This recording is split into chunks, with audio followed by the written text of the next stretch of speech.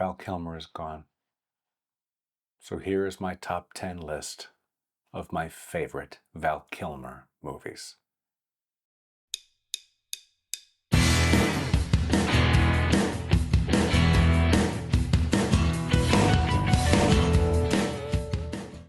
Hi, thank you for tuning into the Tom Bottelsen Show. Yeah, Val Kilmer is gone. That is a sad day for us, for movie fans, for people who love to go to movies and watch movies. Val Kilmer was always a big hero of mine.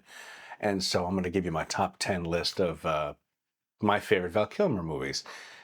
And I know your movie's not going to be on it. Like, if that's how much we love him, is it going to be there are too many movies that you're going to be on there? And the reason that, there are so many Val Kilmer movies. But these are my top 10. Number 10, Not Enough Love for Batman Forever.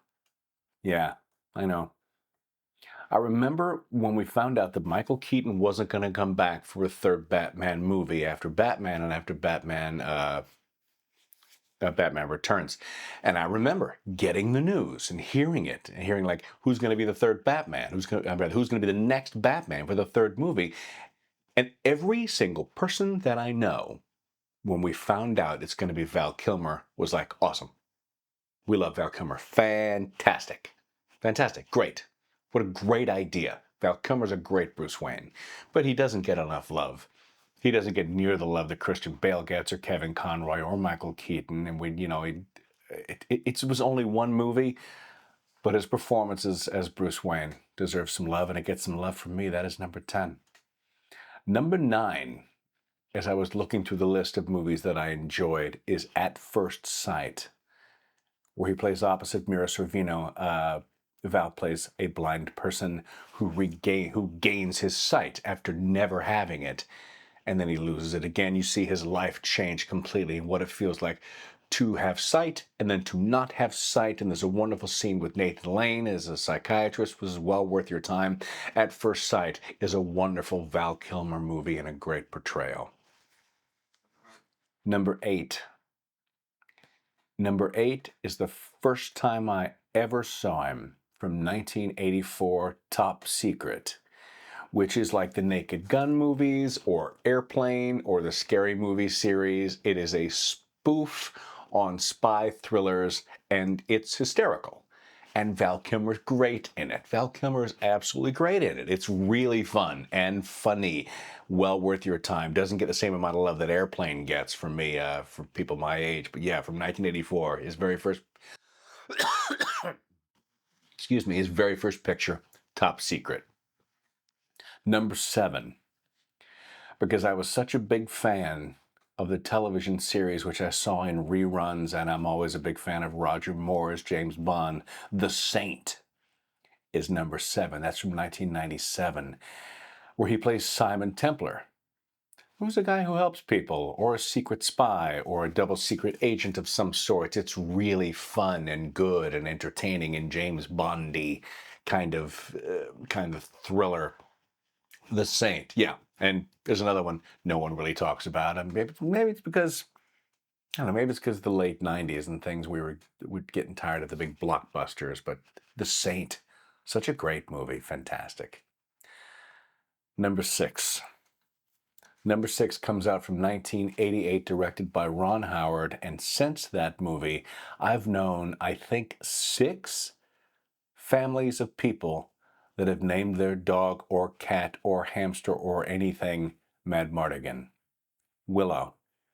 Willow from 1988, sorry.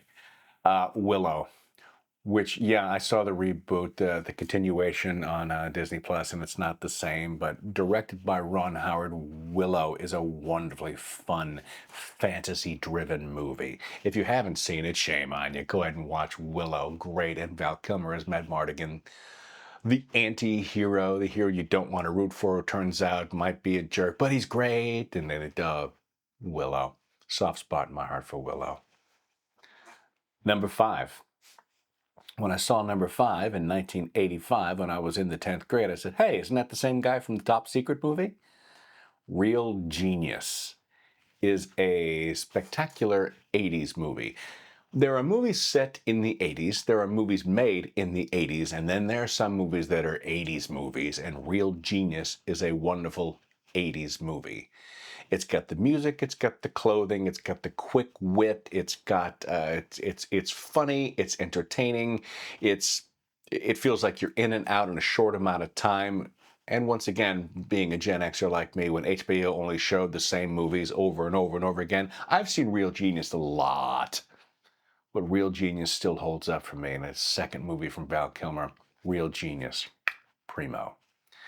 But he was really allowed to stretch his acting chops when Oliver Stone cast him as Jim Morrison in The Doors. That's number 4. The Doors from 1991. And this is another one of those cases where we found out who they're going to get to play Jim Morrison. They said, well, Val Kilmer. And everybody I knew went, that's good. No, that's good. I see that. And then you start seeing pictures of him with the hair, and you're like, oh, that's great. Yeah. Val Kilmer is Jim Morrison, 100%. 100%. During The Doors, when I was watching it in the theater, and still to this day, while I'm watching it, I can't remember what the real Jim Morrison looks like.